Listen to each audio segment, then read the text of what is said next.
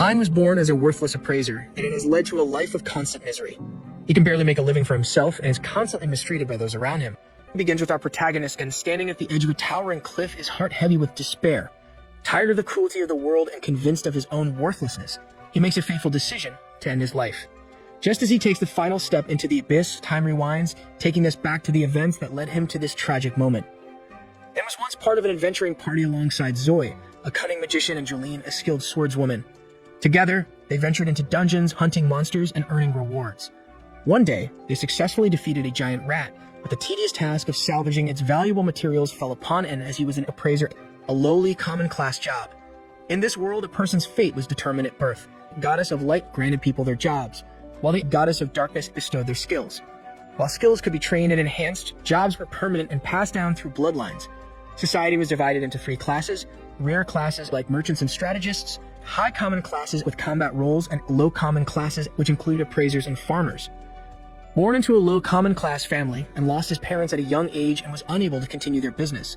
With no other choice, he became an adventurer despite the stigma surrounding his job. Appraisers were seen as disposable, their abilities easily replaceable by magic tools and guild services.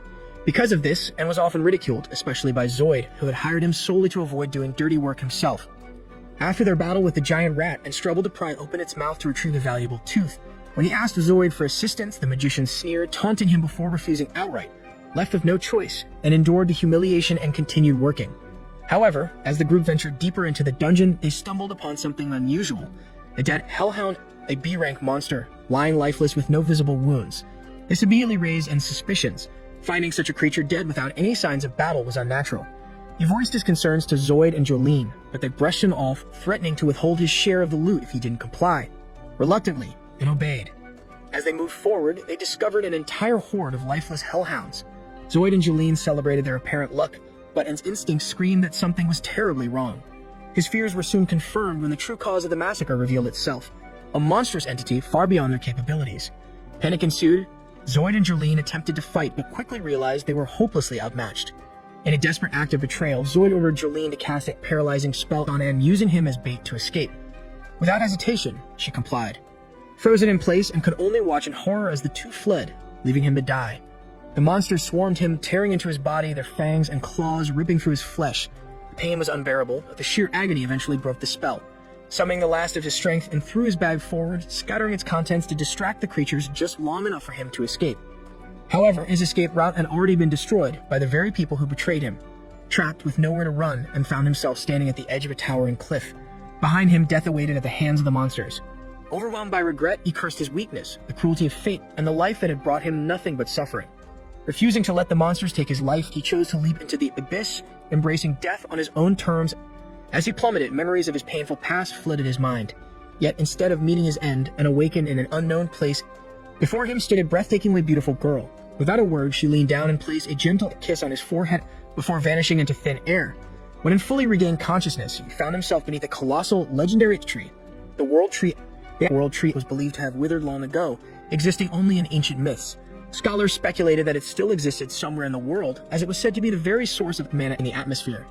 Countless expeditions had sought it, yet none had succeeded, until now. The tree's sacred water, capable of healing all wounds and curing any disease, rained down on Ein, restoring his body completely. Overwhelmed with gratitude, he whispered a quiet thank you to the tree. For a brief moment, he thought he heard a voice respond, but he dismissed it as a mere illusion. But Ein's nightmare was far from over.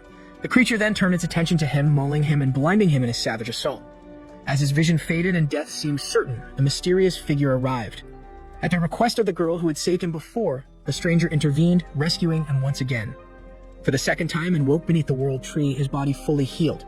But this time, he finally saw her, the enigmatic and stunning elf who had been watching over him all along. Ein awoke once more, this time finding the mysterious girl from before standing by his bedside. Beside her, an older woman, her presence commanding yet cold, urged him to drink the tea her daughter had prepared.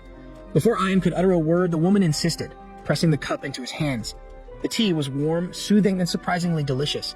Seeing his expression, the girl Yuri smiled brightly, though her mother, Ursula, remained noticeably unimpressed. Introducing herself, Yuri explained that she had pleaded with her mother to save Ein.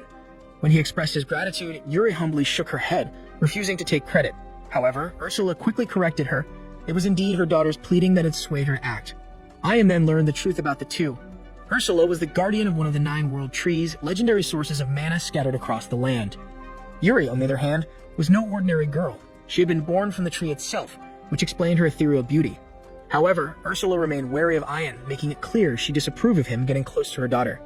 Then a chilling realization struck Ian. His eye, the one slashed by the death bear, was missing. Panic surged through him, but Ursula calmly explained that she had replaced it with a fragment of the world tree, once again, and why she had gone to such lengths to save him. Her answer was simple yet heartbreaking. He was the first person to ever thank her for saving them. In the past, she had rescued others, only for them to betray her, ripping branches from her tree form for their own selfish gain. Ian thanked her once more, but before he could say anything else, Ursula impatiently declared it was time for him to leave. However, Ian's body was still frail from his recent battles. He was in no condition to survive on his own. Even so, Ursula remained unmoved. It wasn't until Yuri, with tears streaming down her face, pleaded for him to stay that Ursula finally relented. With a deep sigh, she agreed to train Ian, but warned him that she would not tolerate weakness or laziness. The trial begins. Without hesitation, Ursula led Ian to a pitch-black dungeon, its depths filled with unseen dangers.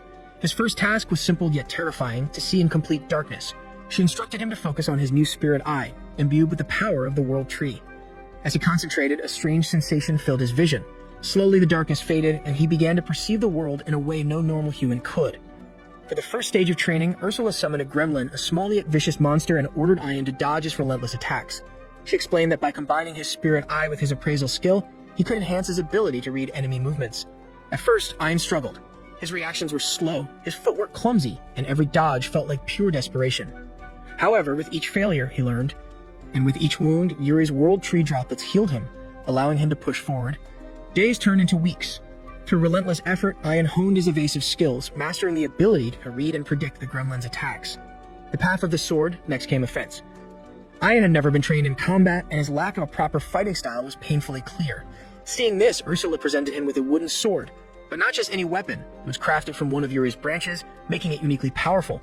However, Ursula issued a warning. If he broke it, there would be severe consequences. Determined to prove himself, Ian faced off against the gremlin once more. At first, his strikes were wild, his movements uncoordinated.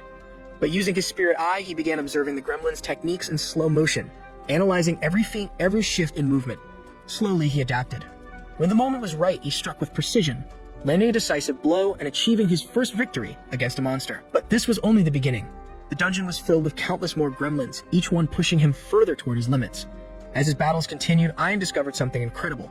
By using his appraisal ability, he could copy the monster's unique techniques. However, the process was excruciating, causing immense pain as his body struggled to adapt. Yet he endured, unlocking instant power. After weeks of brutal training, Ursula deemed Ian ready for the next stage. As a reward, she granted him a powerful new skill, Scar Incantation. This ability allowed him to cast spells instantly, with just a thought, bypassing the need for long chants. However, the sheer mana cost was overwhelming, nearly draining Ian dry the first time he attempted it. Undeterred, he pushed forward, gradually strengthening his magic reserves until he could wield the ability effectively. The rematch, facing the Death Bear. A full month of relentless training passed. Ian had endured pain, exhaustion, and near-death experiences, but now he was ready. Ursula led him back to the battlefield where his nightmare had begun. It was time for him to face the Death Bear once more. The monstrous creature towered before him, its bloodthirsty gaze locked onto its prey. Ian's hands trembled slightly, but this time he stood his ground. The battle began and Ian's initial attacks missed. His sword barely grazed the beast and his spells left only faint scorch marks. The bear retaliated with savage fury, its claws slicing through the air with terrifying speed. But Ian had changed. He combined his spirit eye with his newly learned techniques, moving with unnatural precision. Using close quarters wind magic, he increased his speed, dodging the bear's devastating strikes by mere inches. With Scar Incantation, he unleashed a relentless barrage of fireballs, wearing the creature down bit by bit. The battle was reckless, chaotic, a test of endurance, power, and will. And then the moment came. With one final decisive strike, Ian brought the Death Bear down for good. Panting, his body battered but unbroken, Ian stood victorious. He had defied death, surpassed his limits, and proven his strength. But his journey was only just beginning. Greater challenges awaited, and the true test of his abilities had yet to come. As Ian prepared to leave, Ursula presented him with a final parting gift. She instructed Yuri to give him the spirit core of the world tree, a powerful essence of life itself. Ian hesitated, already having a fragment of the core infused into his eye, but Ursula explained that upon his death, the core would return to the tree. Reluctantly, Ian accepted, and as the core merged with his eye, something completely unexpected happened. In an instant, Yuri vanished only to reappear within Ian's eye. The spirit core had created a bond between Ian and the World Tree, allowing Yuri to stay with him as a companion. Overjoyed, she eagerly offered her healing powers to aid him in battle. Ian, unsure how Ursula would react, watched cautiously as the older woman sighed, explaining that this was her gift to Yuri, a chance to see the outside world. As an additional gift, Ursula etched a magical mark onto Ian's hand, granting him a storage spell. She also provided rare materials for forging a powerful sword, but in a shocking twist, stabbed them directly into Ian's eye, binding them to his power. Finally, she handed him a Philosopher's Stone, a mystical relic that permanently linked them, allowing her to see everything Ian saw. She warned him, don't try anything with Yuri. Before departing, Ian asked Yuri what she wished to do now that she was free. She expressed a heartfelt desire to find her family. Long ago, the World Tree, once a singular entity, had been split into 9 branches, each hidden in a different dungeon. Determined to help her, Ian took his first step outside. As Ian ventured forward, his training was immediately put to the test. The venomous viper lunged at him, but he swiftly cut it down. Before his body could succumb to the lingering poison, Yuri instantly healed him, sparing him the usual pain and exhaustion that followed battle. Their journey soon led them to an ominous stone door exuding a dark, foreboding presence. Ian's instincts screamed danger. He was right. The moment he stepped through, the dungeon revealed its true nature, a horrific entity that consumed humans to sustain the monstrous boss hidden within.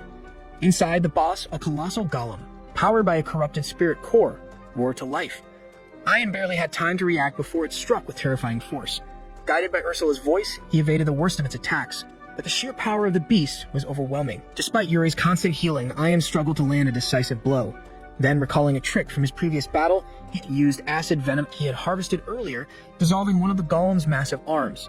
The creature went berserk, its attacks becoming wild and erratic.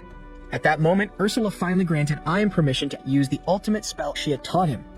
The explosion engulfed the dungeon in a brilliant inferno, obliterating the golem until not even ash remained. With the battle won, Ursula examined the fallen spirit core, realizing that its energy bore a striking resemblance to the World Tree's core. She offered to merge it with Ian's existing power, and without hesitation, he agreed. As the core fused with him, Ian's spirit eye evolved, transforming into the spirit god eye, a divine power capable of leveling up further by absorbing labyrinth cores. With the dungeon now sealed, ensuring no one could harm the World Tree again, Ian and Yuri stepped into the outside world, ready for the next chapter of their journey. Meanwhile, in a bustling tavern, an all-too-familiar voice spun a tale of supposed heroism. Zoid, the very man who had abandoned Ian, entertained the crowd with a dramatic retelling of how he had selflessly sacrificed himself to lure away danger, allowing Ian to escape. But just as the audience hung on his words, Ian walked through the door. The room fell silent. Zoid's face twisted in shock before morphing into anger. "That's impossible. You should be dead," he snarled. The crowd, sensing something was off, turned their attention to Ian. Without hesitation, he exposed Zoid's lies, revealing how Zoid and Jolene had paralyzed him and left him for dead. Outraged, the crowd turned against Zoid, but before they could act, Ian stopped them. He acknowledged that if Zoid hadn't abandoned him, he never would have met Yuri or Ursula. In an unexpected move, Ian thanks Zoid for his betrayal, then turned and left the tavern, leaving Zoid fuming in humiliation. With his newfound strength, Ian ventured into another dungeon, successfully acquiring its core to further level up his spirit god eye. However, there was no sign of another World Tree. Ursula accepted this reality, understanding that their journey to find the missing branches would not be an easy one. During their travels, Ian and Yuri heard a desperate woman's voice crying for help. Racing toward the sound, they discovered a group of survivors under attack by monsters. Ian fought relentlessly, cutting down the beasts one by one while Yuri healed the injured. Once the battle was over, one of the survivors, a young noblewoman named Claudia, instantly fell for Ian. Flustered, Ian tried to brush her off, turning to her companion, Jasper, for help. But when Ian addressed him as her brother, Claudia quickly corrected him. Jasper was not her sibling. Introducing himself as the head of G Trading Company, Jasper revealed that Claudia was the third princess of the kingdom. Grateful for their rescue, Jasper invited Ian and Yuri to his manor. There, Claudia made her intentions unmistakably clear, boldly declaring her interest in Ian. She left him scrambling for an excuse. In a desperate attempt to deter her, Yuri blurted out that she was Ian's wife.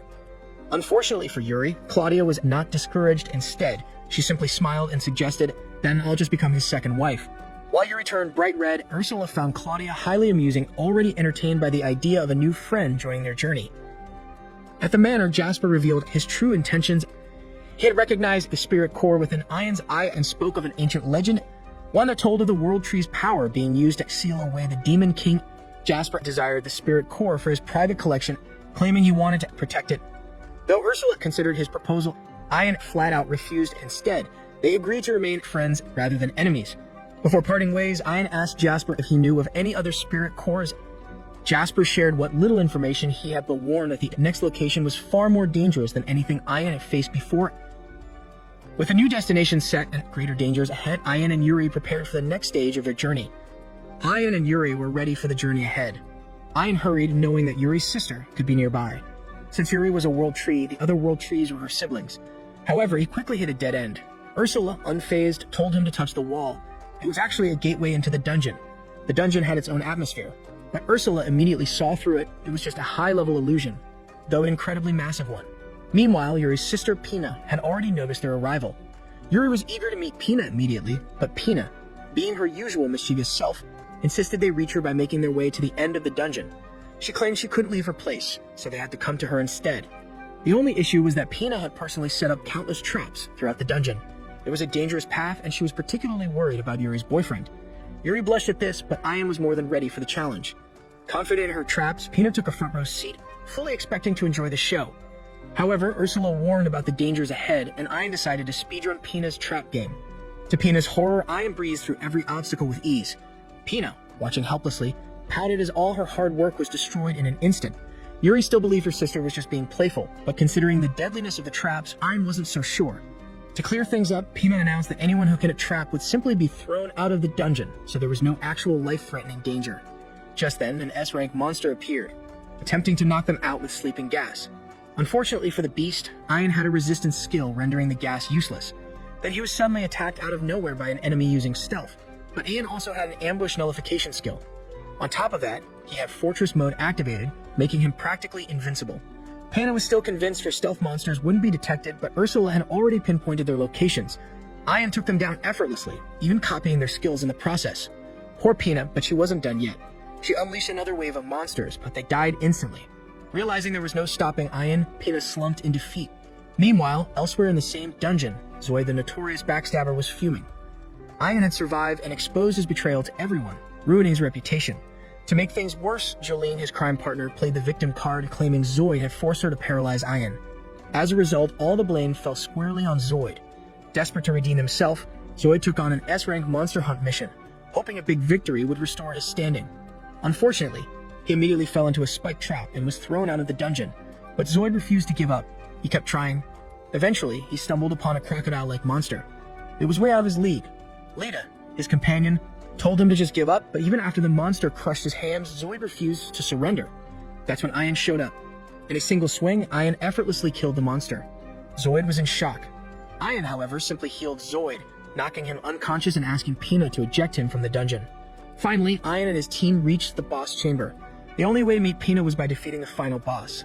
However, defeating it would also seal off the world tree. Ursula reassured Ian that as long as the dungeon core remained intact, they wouldn't have any issues. Upon entering the chamber, Ian quickly realized something. The ground beneath them was the boss. They were standing on top of a massive turtle. Ian launched a fire spell at it, but it had no effect. The turtle counterattacked, but Ian fought back. Still, nothing seemed to be working. Then Ian noticed something. Fireballs and water balls were hitting random spots in the room. Realizing the trick, he stood directly beneath the boss, waiting for it to attack. The moment it tried to crush him, he saw through the deception it was just an illusion. Dispersing the illusion, he finally saw the boss's real form, a tiny Etterwolf turtle. For once, Ian had defeated an enemy entirely on his own. However, upon using his appraisal skill, Ursula noticed something odd about the creature. But before she could say anything, Ian found himself unable to attack it. It just looked too cute and innocent. Instead of killing it, Ian turned to Pina and emotionally guilt-tripped her into surrendering. Defeated, Pina finally opened the door to her home, reuniting with Yuri after hundreds of years. Pina, of course, couldn't help but tease Yuri about having a crush on Ian. Yuri, too easy to read, was flustered, but deep down she was overjoyed to see her sister again. Then Pina asked if she could tag along with them. Yuri happily agreed and Ian had no objections. Suddenly, the baby turtle transformed into a woman Kuro, Pina's guardian. The moment Ursula saw her, she became visibly nervous. The most polite Ian had ever seen her, she asked Kuro for permission to take Pina with them. Surprisingly, Kuro had no objections, but in return, she wished to join them as well. She handed over her Philosopher's Stone, revealing that she possessed the barrier skill. Ian was more than happy to have her on board. As a final gift, Ian absorbed Pina's spirit core, leveling up his eye ability once again. Yuri was delighted and even Ursula thanked him. With Pina now part of the team, they had 6 more sisters to find. But for now, their journey continued. Ian warns Jasper about the dangers of counterfeit goods, but with Jasper by his side, he feels confident. As they enter the guild, everyone is surprised to see the famous wealthy merchant Jasper and wonder who the man accompanying him is. The guild secretary greets Jasper and offers to call the guild master, but Jasper declines, stating that he's only here to assist Ian, who wishes to sell the items he gathered from the Damus. When the secretary checks Ian's guild certification, she is shocked to see that he is only ranked D with a job title of evaluator. She doubts that someone with such a job could possibly defeat monsters. The surrounding people start whispering, questioning Ian's abilities and accusing him of deceiving Jasper. In response, Jasper encourages Ian to prove himself. Ian then reveals the rare monster materials he collected, shocking everyone. They struggle to believe that a low-class evaluator could possess such powerful items, suspecting that he must have stolen them. Ian, feeling the weight of their judgment, reflects on how society constantly looks down on him. Before things escalate, Megan, the leader of the capital's Adventurers Guild, steps in and silences the crowd. She reminds everyone that accusations should not be made without proof. After evaluating Ian's items, the guild secretary confirms that everything is real, further astonishing the onlookers. Jasper smugly tells them that Ian was telling the truth all along. The guild secretary apologizes for her earlier doubts, and Ian responds with a faint smile, forgiving her. Megan then invites Ian to join the guild, asking him to think about it. While waiting for his transaction to be processed, Jasper urges Ian to hand over the other rare items he found in the secret ruins, leaving everyone in awe once again. Overwhelmed by the crowd's reactions, Ian quickly escapes. That night, Ian relaxes in a hot bath under the moonlight. Later, he reassures a girl that he will keep his promise to help Yuri find her family, stating that his feelings for her will never change. The next morning, Ian wakes up to find Megan and Jasper waiting for him. Megan explains that the guild master has personally requested his help. When Ian asks why, she reveals that a powerful ancient dragon, Behemoth, has resurfaced and is attacking merchants. It was once brought into this world by the Demon King and has been in hiding since his defeat. Now the dragon threatens the region and only Ian can take on the mission to stop it. Ian is shocked by the request as Behemoth is ranked SS and extremely dangerous. Jasper warns him not to get involved, but Ian accepts the mission without hesitation. Megan and Jasper commend his courage, acknowledging that his heart is as strong as his abilities. Ian then heads to the desert, where the dragon is said to be lurking. With the help of Ursula, he learns that Behemoth is an earth dragon that absorbs magic and transforms it into raw power. It can even manipulate air into deadly projectiles. Knowing that magic attacks won't work, Ian realizes he must rely on his sword and skills. Ursula informs him that the dragon hides underground during the day, so he must lure it out. Ian devises a plan and digs a massive hole, forcing Behemoth to emerge in a rage. The colossal dragon, having never known defeat, sees Ian as insignificant. It arrogantly declares its superiority, believing no human can challenge it. Ian taunts the dragon, stating that the Demon King was never truly powerful. Enraged by this insult, Behemoth launches a massive fire attack, but Ian swiftly dodges. The dragon mocks him, claiming that no matter how much he evades, he will never win. In an instant, Ian closes the distance and slices off the dragon's hand. The beast is stunned, as its tough skin is said to be impenetrable. Suddenly, Behemoth vanishes underground, attempting a surprise attack. As it bursts out to devour Ian, it believes it has won, only to realize too late that Ian has already sealed its fate. Ian emerges unscathed, revealing that he unleashed a powerful magic explosion inside the dragon's body. Since the dragon's outer skin absorbs magic, Ian tricked it by casting an illusion spell, leaving the creature to drop its guard. In its final moments, Behemoth realizes that its own arrogance led to its downfall. Ursula praises Ian's strategy, while his companions are in awe of his incredible feat. They marvel at his ability to defeat an ancient dragon, something no one has ever done before. Ian humbly credits his victory to the power and support of his allies. The scene shifts to a royal palace, where the princess meets with Ian and apologizes for not seeing him sooner. She explains that her father, the king, wishes to meet him. When Ian enters the throne room, he is taken aback by the king's imposing presence. However, the king greets him warmly, expressing his gratitude for defeating Behemoth. The king acknowledges Ian's strength, stating that he is exactly as his daughter described, powerful, noble, and humble despite his abilities. The princess blushes, admitting that she praised Ian's strength and character. The king also thanks Ian for saving his daughter in the past, stating that as a father, he will always be indebted to him. Ian, in turn, thanks Yuri, acknowledging that he couldn't have done it without her. Impressed by Ian's pure heart, the king predicts that he will achieve great things in the future. He then gives Ian a royal pocket watch engraved with a royal crest, granting him access to restricted areas. Ian is surprised by the valuable gift, realizing it will help him in his quest to find Yuri's family. He thanks the king and takes his leave. Meanwhile, the people of the city gossip about Ian's achievements, amazed that he was the one who defeated the dragon. While walking, Ian accidentally bumps into Zoid, causing him to fall. Zoid overhears the conversation about Ian's victory and feels disheartened. He always thought he was stronger than Ian, yet now he realizes how far behind he has fallen. Suddenly, a young child approaches Zoid and offers to help him up. The episode ends on this mysterious note, leaving viewers eager for what's to come next. End of episode. Don't forget to like, subscribe, and turn on notifications for more updates. One day, while in the middle of some online shopping, he suddenly vanishes. The very next moment, he finds himself in a dense forest, thanks to the mischievous niece of Shrek. At first, he has no clue what's happening. Being a lifelong weeb, he instinctively tries to summon a status window. To his shock, it actually appears in front of him, now certain that he's been ice-cade, without the help of the almighty Truck Kun. Kenichi takes a moment to process that he's living the dream of every anime fan. However, there's another tab labeled Shangri-La, which happens to be the name of the online shopping site he frequents because he doesn't trust Bezos with his credit card information. As hunger sets in, Kenichi attempts to buy food through the shopping app. He sells the sword for 98,000 yen, more than enough to survive for a few days. With his newfound wealth, he purchased a bicycle for faster travel and a monocular to survey his surroundings. Determined to find civilization, he comes up with a business plan, selling modern goods to the ignorant peasants of this world. One evening, as he enjoys a comfortable dinner, a pack of dog-like monsters approaches. Panicking, he searches the shopping app for weapons but finds nothing useful. The app isn't based in America after all. Improvising, he throws fireworks at the creatures, but they remain undeterred. Luckily, he finds a slingshot, one of the few weapons he knows how to use. Though his aim is worse than a stormtrooper's, he manages to hit a couple of monsters, convincing them to retreat. Seizing the opportunity, he jumps on his bike and pedals through the night without stopping. By morning, Kenichi reaches the edge of the forest and spots a nearby city. As he crosses a field of tall grass, he nearly gets run over by a merchant's carriage. The merchant Fu learns that Kenichi is also heading to the city and offers him a ride alongside a traveling bard. During their journey, Kenichi gains valuable knowledge about the city's trade from Fu. Once they arrive, Kenichi helps unload cargo, and in gratitude, he gives Fu the black pepper. The blonde merchant becomes visibly nervous and warns Kenichi to avoid selling spices openly, as a powerful merchant group called Boppa has a monopoly on them. Private deals, however, are fair game. When Fu insists on paying, Kenichi refuses, but Fu, as a true merchant, never accepts something valuable for free. He hands Kenichi some copper and silver coins worth 50,000 yen, shocking Kenichi, who had purchased the pepper for only 950 yen. Exploring the city, Kenichi finds an inn where a cheerful girl named Elia greets him. As she registers his stay, they chat, and he reveals his desire to become a merchant. However, she informs him that without the ability to read, write, and do basic math in their language, he won't be accepted by the merchant guild. Kenichi, confident in his math skills, asks her to teach him literacy in exchange for candies from another world. His sweet bride works, and Elia, experiencing the joy of rare imported sweets, eagerly agrees.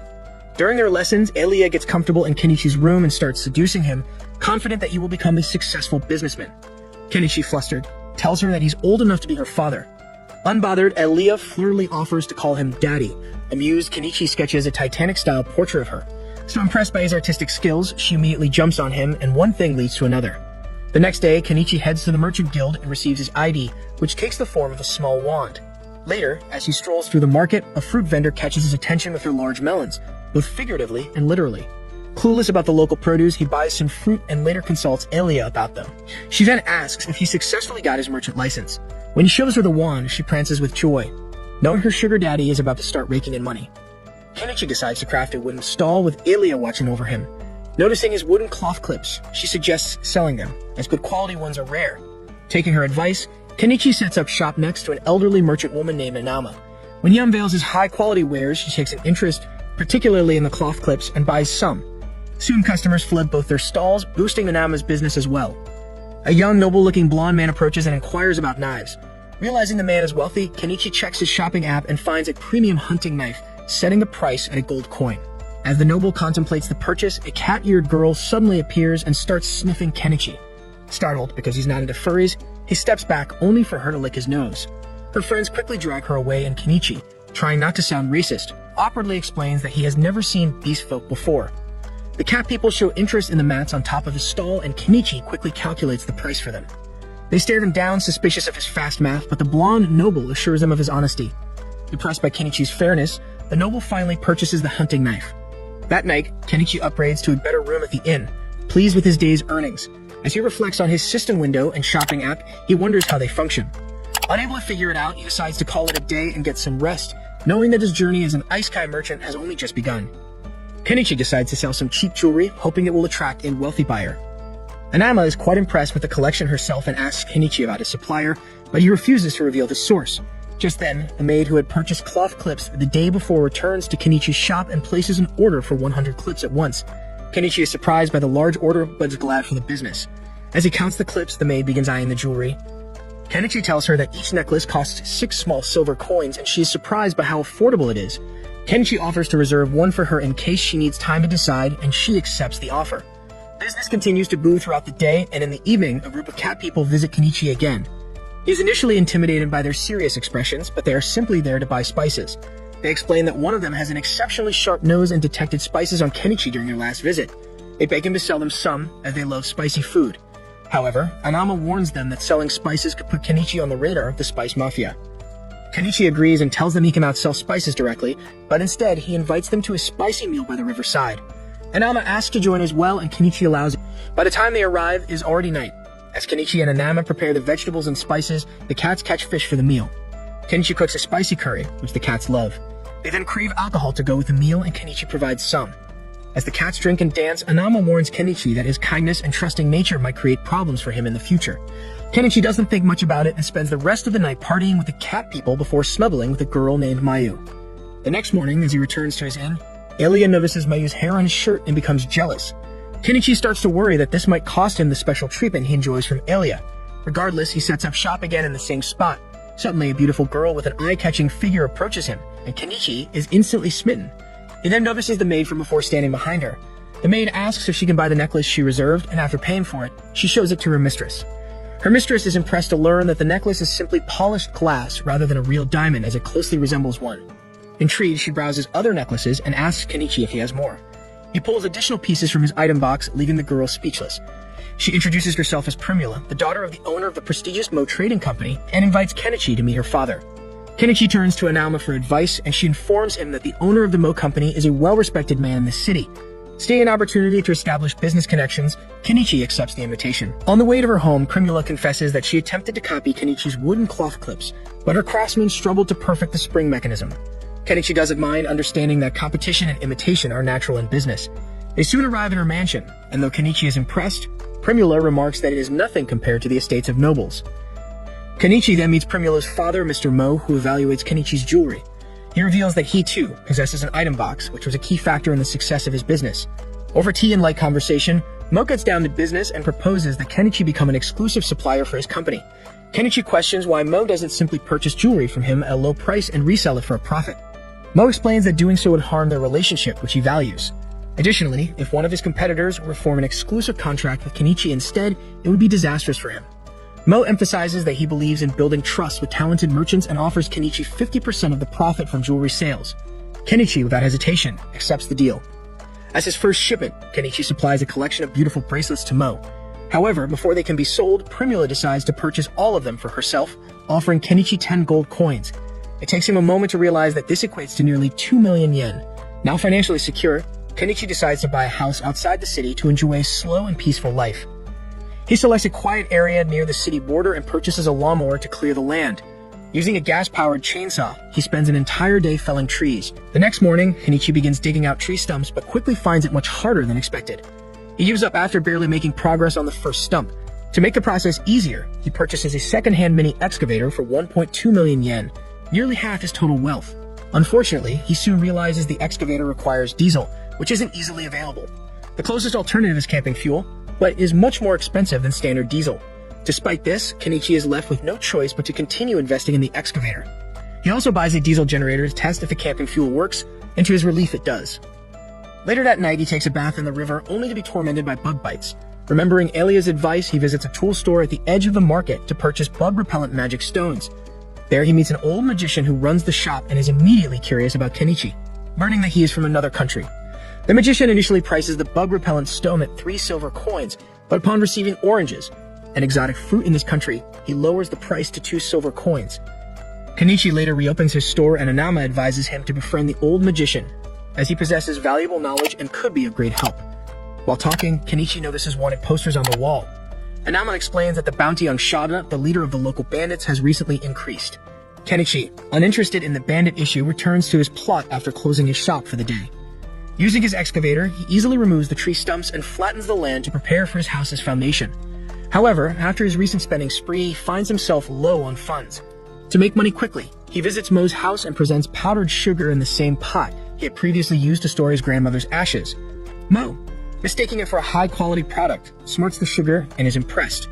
However, he regretfully informs Kenichi that the country holds exclusive rights to sugar and salt trade, meaning Kenichi cannot sell it. Though disappointed, Kenichi receives some good news. His jewelry is becoming increasingly popular among the nobility. Kenichi decides to deal only in that for now. Only after a pile of wood lands in front of him does he realize that he has to build the cabin himself. Depression hits him again, but he feels better after reading the instructions and decides to assemble the cabin on his own because it seemed easy enough. Luckily, the cat people pass through the area soon and decide to help him to repay his kindness for sharing the delicious meal with them earlier. Even with their help, it takes Kenichi almost a month to build the cabin while maintaining his business on the side. He throws a barbecue party for the cat people upon completing his house, and then goes inside to plop onto his bed, which is pretty much the only thing in the cabin. After that, he starts working on furnishing his house, which takes another month and a lot of money. He builds a wooden fence to surround the house and garden. Then he buys a portable bathroom to compost waste into manure. He also installs plumbing by himself and purchases solar panels and batteries to have a constant supply of electricity. Kenichi goes to the inn and tells Elia that he has his own place now, so he won't be staying there anymore. He thanks her for everything, and she's left speechless because she didn't think he would move away so soon. The next morning, an arrow hits his bike, causing him to crash onto the ground. Before he can even process what is happening, more arrows fly toward him, but he luckily dodges them and hides behind a tree. He hears some forest-dwelling beast folk talking about him, so he uses all the weapons in his arsenal. Just as he decides to head back home, he hears someone crying behind the bushes. To his surprise, he finds a huge purple bobcat that has been injured by the beast folk's arrows. Kenichi wants to help, but is worried it might bite him. To be cautious, he purchases some cushions and ties them around his arms and neck. He then carefully pulls the arrow from the bobcat's body, and when it doesn't try to fight him, he realizes he can treat it further. He sanitizes its wound with alcohol, applies antiseptic cream, and gives it painkillers. However, Kenichi isn't sure if the bobcat can survive in the wild, so he takes it home. The next morning, the cat girl Mayu learns of the situation. She tells him that bobcats are considered messengers of God among her people and asks to see it. Kenichi takes her to his place where they find the wild bobcat has become slightly more active. To thank him for saving it, Mayu hunts some birds and then rewards him later that night. A few days later, the bobcat is fully healed and Kenichi releases it back into the wild. He takes a break from his shop and instead focuses on farming. Since he needs a lot of water, he decides to dig a well, which takes him about a week. Just as he is about to take a bath, Primula arrives looking for him. She tells him she was worried because he hadn't opened his shop in a while, but thankfully, Mayu told her about his house. As night falls, Kenichi realizes the city gates are about to close. Primula decides to stay at his place and has no issue sharing a bed with him. Just then, she notices a water-filled drum. Upon learning that it is a bath, her face lights up. She eagerly takes a bath, but soon gets scared by the sounds of wild animals, asking Kenichi to stay close to her. Afterward, he gives her a bathrobe and a nitress, and Primula senses huge business potential in both items. She suggests that Kenichi sell them, believing they would be highly popular among nobles. However, Kenichi dismisses the idea, expressing his distaste for nobles who think they own the world. To cheer her up, Kenichi sketches a picture of Primula, which makes her really happy, but she doesn't give him the chance to take things further. The next day, as they ride a carriage to the city, Kenichi wonders how he will explain to Mao that he spent the night with his daughter. Luckily, Mao is an open-minded person and doesn't ask questions. When they arrive, Kenichi shows Mo the towels and nightgowns at Primula's insistence. The businessman is impressed and Kenichi and presents some sensuous lingerie that he claims will be a hit among women looking to seduce someone. Mo facepalms, realizing that his daughter had spent the night at Kenichi's place, but he simply brushes it off. Just then, the maid arrives with their ledgers as the kingdom is changing its business record-keeping method. Mo explains that a new technique called double bookkeeping is being introduced across the country, inspired by a man who has influenced many of the kingdom's policies. Kenichi immediately suspects that this man might be from the modern world. Later, Mo takes Kenichi outside to show him a new product his company is developing, a hand pump. Mo explains that it is gaining popularity and he wants to manufacture it before his rivals do. Seeing the hand pump, Kenichi is certain that someone else from the modern world is living in this world. After that day, Primula starts visiting Kenichi's house frequently, sometimes staying the night. One evening, she tells him that she will be leaving for a 1-month purchasing trip and wanted to see him before she left. She asks Kenichi to show her the racy lingerie he once jokingly showed her father. When he questions who she wants to seduce, she blushes and admits that she wants to take a chance on him. Kenichi, however, tells her to find someone closer to her age. Primula insists that the age gap doesn't matter and that her father approves of him. This gives Kenichi a headache as he doesn't want to make any serious commitments, but he still allows Primula to cuddle with him for the night. The next morning after Primula leaves, a blonde knight who had previously bought a hunting knife from Kenichi arrives. He introduces himself as Paul and says he is investigating complaints about a shady man living in the forest. Though we trust Kenichi is suspicious of the solar panels. Kenichi claims they are related to magic and asks him to keep it a secret. Paul agrees but demands compensation. Kenichi gives him high-quality steel bars and a bottle of wine, which impress Paul so much that he tells him about a magician in the capital who can summon a sauce called mayo and even defeat a dragon. Kenichi is shocked but now even more certain that the mysterious magician is from Earth. A month passes, and Kenichi eagerly awaits Primula's return from her trip. Suddenly, Kenichi hears a commotion in the city square, and then Primula's maid comes running to his shop to tell him about the emergency. Primula's caravan was attacked by bandits in the forest, and she has been kidnapped. Her father, Mo, is in a frenzy, begging the city adventurers to rescue his daughter. However, no one is willing to face Shaga, the notorious leader of the bandits, and they leave the desperate merchant to his own devices. The bystanders understand why. Shaga commands a gang of 50 ruthless bandits. Kenichi watches Mo plead for help and wonders if he can do anything. Meanwhile, in the bandit camp, Shaga locks Primula in a cell. She fearlessly confronts him, demanding to know his intentions. Shaga tells her he likes her confidence and would love to have his way with her, but he needs to sell her in peak condition to a rich noble. Back in the city, Mo continues begging for someone to save his daughter and eventually clings to Kenichi's feet. Overwhelmed by emotion, Kenichi impulsively declares that he will do something about it. Realizing the weight of his words, he decides to use the shopping app to arrange a rescue and asks Mo for financial support. Mo's secretary immediately hands him a bag full of gold coins, which Kenichi uses to buy a truck for a rapid assault on Shaga's base. Kenichi announces to the crowd to make space for his summoning magic and dramatically sings a chant. With that, he purchases a 2 million yen truck, leaving everyone dumbfounded. Climbing onto the truck, he reassures them that it follows only his commands and then calls for volunteers to join him in a surprise attack. At first, no one steps forward. Suddenly, the bobcat Kenichi had saved earlier jumps onto the truck, followed by Mayu and the other cat people who feel indebted to him. Kenichi quickly purchases modern weapons for them, claiming he has enchanted them with magic to make them lighter and more durable. Soon, the Nightpaw arrives and asks to join as well, eager for glory and recognition. Then the old man from the general store steps forward, revealing that he used to be an adventurer and demonstrating his fire magic. Kenichi allows him to join. The final surprise volunteer is Anama, who admits she can't fight but insists she can provide first aid and moral support. Kenichi agrees to take her along.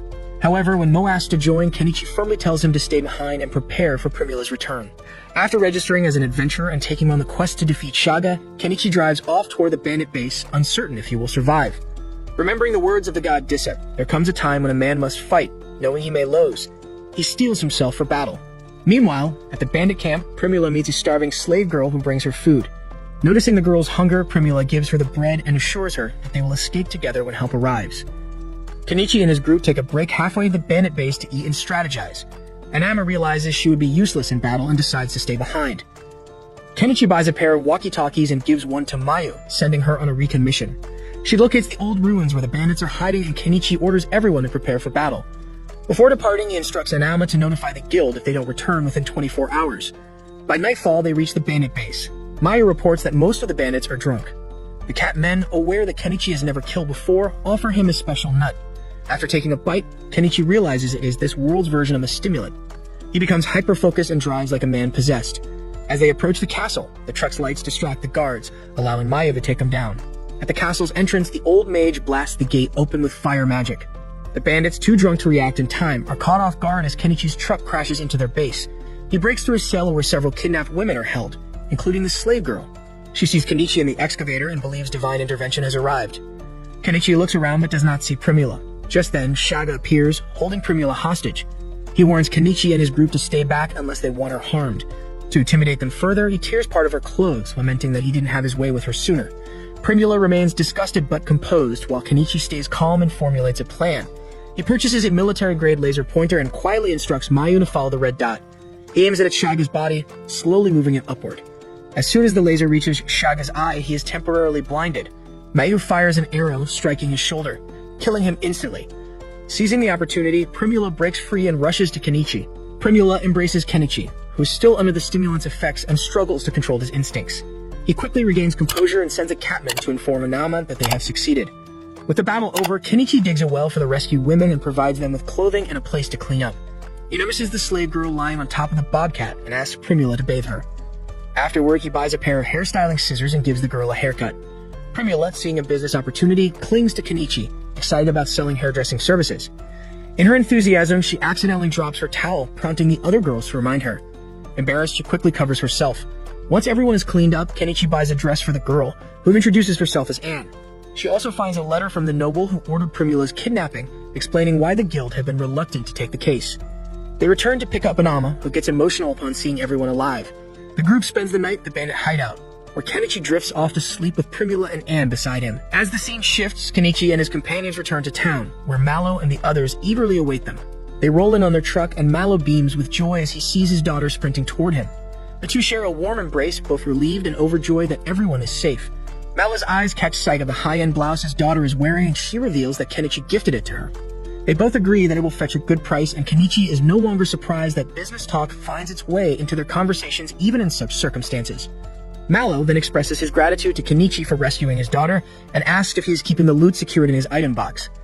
Kenichi confirms that he has it. The narrative then flashes back to reveal that the catfolk had once asked Kenichi to store the bandit heads in his item box. They explained that returning the severed heads was essential to proving that they had vanquished the bandits. Given the enormous bounty this time, it would also serve to verify the bandits' identities. Although it seemed unsettling for his first time handling such a task, they assured him he would get used to it. Miley warned him that the heads would begin to smell over time, making it challenging to carry them conventionally, but his item box made this a non-issue. Kenichi, amused by the peculiarities of this world, proceeded to store the heads away. Additionally, Kenichi had gathered various items stolen by the bandits from their hideout. Around 100 gold coins, assorted rugs, pottery, gems, swords, and other valuable treasures. Before leaving, he had asked the rescued girls if they wanted a ride home. Some admitted they couldn't return, as everyone they knew had perished. Seizing the moment, Kenichi asked if they would prefer to come with him to Dahlia instead.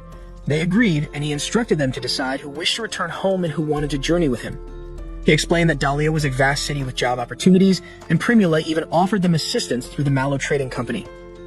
Kenichi then inquired about Anaman's home.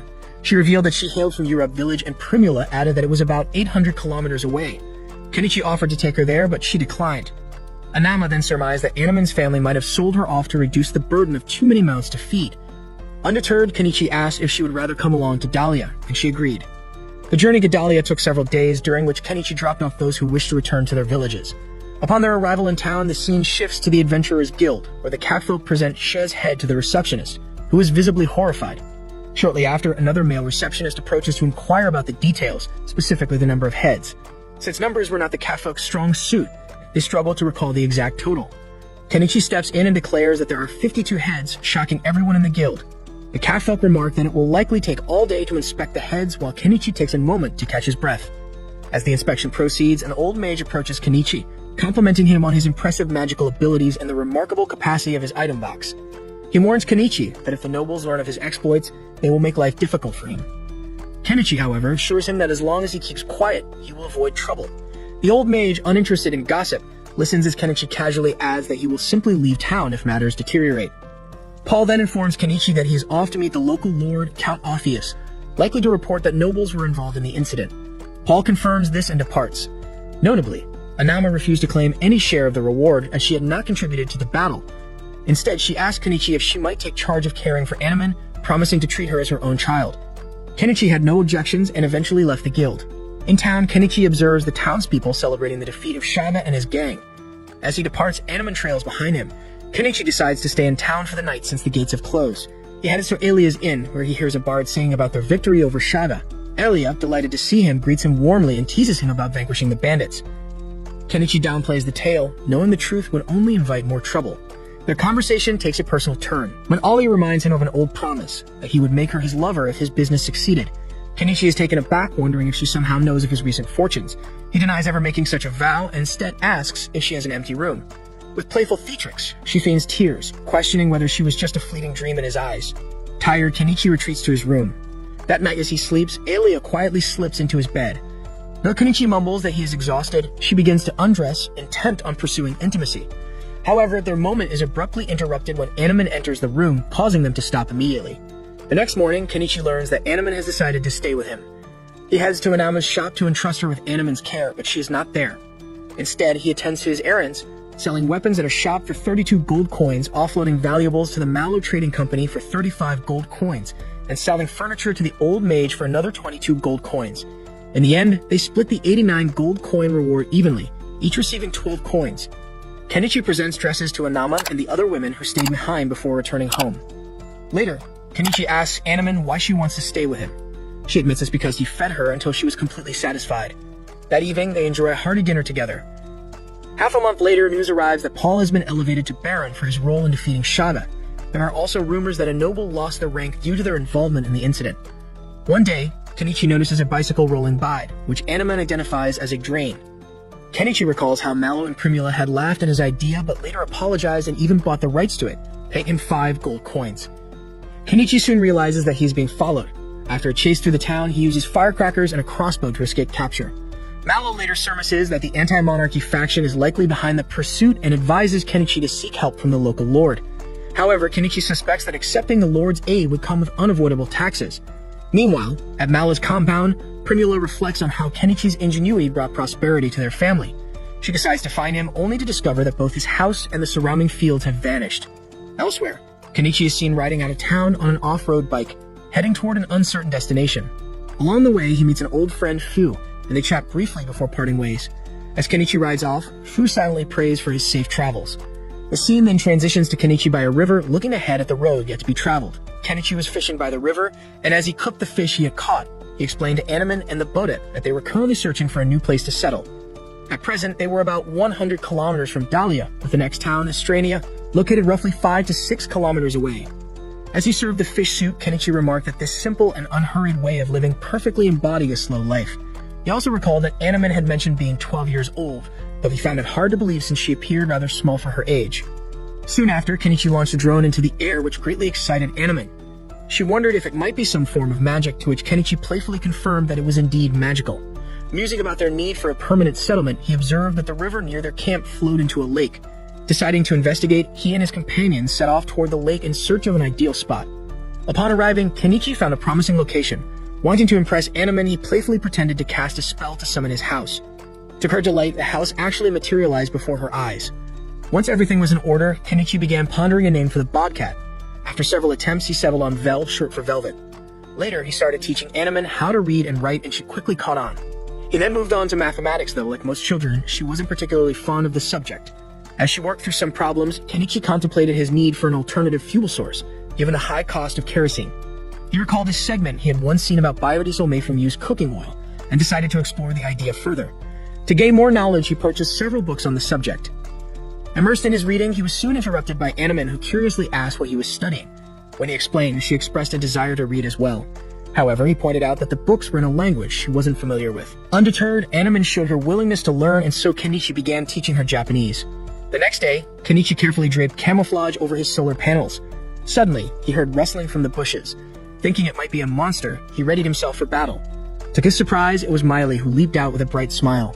She chided him for leaving her behind, explaining that she had worked hard to track his scent and find him. Animan was equally delighted by her arrival. Kenichi then announced that Miley would be staying with them from now on. Later, as they enjoyed lunch together, Kenichi asked Miley if Dahlia had remained the same since he left. She recalled that while she was in town, Paul had proposed to Primula. Kenichi found it fitting that she was marrying someone her own age, but grumbled about missing the ceremony. After lunch, they all took a bath and later settled down to read picture books. Miley laughed that even she could understand the stories thanks to the illustrations. Kenichi mused that such books might be a promising product. Uncertain about crafting books based on fairy tales from his world, he asked the girls if any familiar tales existed here. They listed several, and Kenichi grew curious about one titled The Forest Elf. Animan explained that the story told of an elf living deep in the forest who fell in love with a human prince, a union vehemently opposed by both elves and humans. The elf was nearly executed but managed to escape with the help of fairies and eventually found happiness in the realm of the fairies. After their conversation, Kenichi began working on a picture book adaptation of the tale. Using a printing kit, he produced a copy of the book. The girls were amazed by the result. He then bound the pages and presented them with their own copies, much to their delight. Shortly after, a boat approached their house. Sensing possible trouble, Kenichi asked Miley to take Animan inside for safety. He then stepped out to greet the newcomers, a man and a beastman. The strangers calmly instructed him to lower his weapon, revealing that they were residents of Sanka, a village across the lake. Kenichi inquired about their intentions, wondering if any local laws restricted habitation there. They assured him there were none. They were simply concerned that bandits might have set up camp in the area. Kenichi explained that he was merely a merchant. However, they noted that he seemed rather well armed. He clarified that he had fled his previous city due to trouble and preferred to be prepared for any eventuality. At that moment, Vel, the bobcat, affectionately approached Kenichi. Seeing this, the beastman concluded that Kenichi couldn't possibly be a bad person.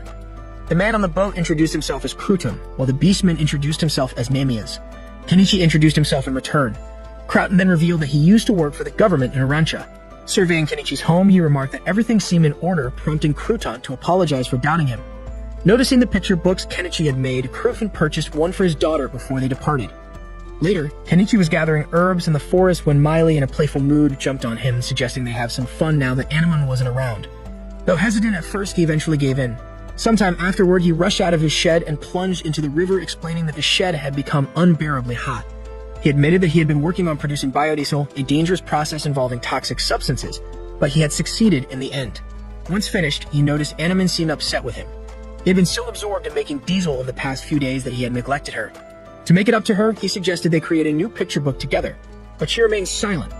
Seeing this, he proposed a trip to Arancha, which piqued her interest. Miley volunteered to accompany them, and with that, the trio set off for the city. Upon arrival, Kenichi visited the Adventurers Guild to register with that branch. Both he and Millie presented their current guild IDs. The receptionist, recognizing his name, hurriedly stepped into the back room and returned, wondering aloud if he was the one who had defeated Shaba and Dahlia. Kenichi quickly urged her to keep quiet about his identity, and she agreed to completing the registration for a small fee. Afterward, they stopped for a meal, but the girls found the soup bland compared to Kenichi's cooking. In response, he added some bonito stock, finally winning them over. As they ate, Kenichi noticed a few suspicious figures lurking around. He then spotted Krypton heading down a narrow alley with his daughter.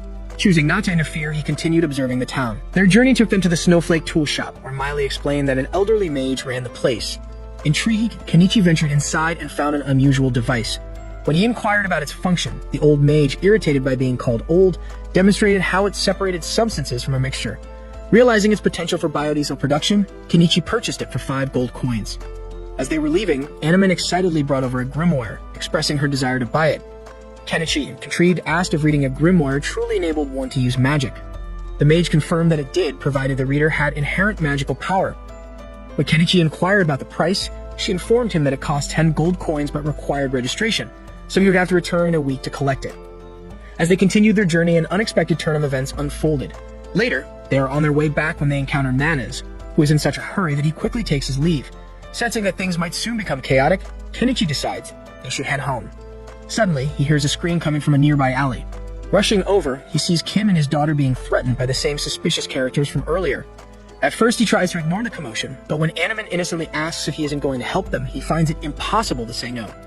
He instructs Miley to look after Animan, then quickly buys a mask to conceal his identity and confronts the thugs. The thugs demand to know his intentions, and Kenichi sternly warns them to leave the parent and child alone or face the consequences of his magic. When they refuse to listen, he intimidates them further by hurling firecrackers and declaring that he will blast them from the inside next. This ultimatum sends the criminals fleeing in fear. Although Cram and his daughter are initially startled by his aggressive display, Kenichi soon reveals his true self, calming them down. Shortly thereafter, Nanas reappears, relieved to see that Cram and his daughter are safe. Later, Cram thanks Kenichi for saving them, prompting Kenichi to inquire about the identities of the assailants. Cram explains that they were grunts from Zuda, the notorious spice syndicate. Men he had arrested several times during his government service had been targeting him ever since. Cram's daughter then asks if these are his friends, and he clarifies that they were the individuals who had sold him the picture book. Excited by the revelation, she thanks Kenichi for the book, and Animan adds that she had helped create it. Hearing this, Mary expresses her own desire to make a book, and Animan becomes equally enthusiastic about collaborating on one. The two kids quickly bond over their shared passion, and Kenichi feels a warm satisfaction at seeing Animan make a friend her own age. After that, Cram's family visits Kenichi and Animan, and they spend the entire day together enjoying various fun activities. By evening, they say their goodbyes, and soon after, Animan and Mary begin visiting each other's homes and playing together every day. They even collaborate on a picture book retelling Cinderella. However, things take a sudden turn for the worse.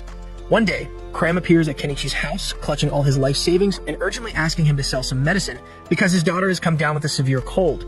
He explains that this is a local disease, one so virulent that most sufferers don't survive the night. Miley suggests he visit the old lady mage for her healing magic, but Cram lacks the funds for that treatment. Instead, Kenichi provides him with a cold remedy meant for children, instructing him to give it to Mary and leaving the remaining costs on himself. Cram departs and Kenichi sets off on his bike. Later, the old lady mage checks on Mary and reveals that her illness is called chicory fever.